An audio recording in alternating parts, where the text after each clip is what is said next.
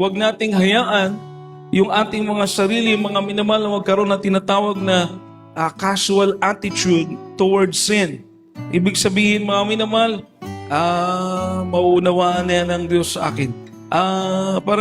Parang magaan na lang. Ganyan, maraming gumagawa niyan. Normal lang yan. Everybody say, praise the Lord.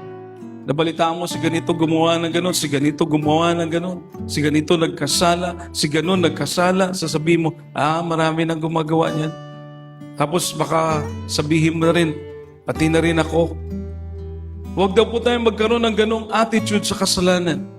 Dahil isipin nyo lang po, bakit nagsakripisyo ang mahal na Panginoon? Bakit kailangan pa siyang magkatawang tao? Bakit kailangan pa yung kanyang kamay na iniunat niya para ikaw ay maligtas, para ako ay maligtas, napako sa krus, mga minamahal.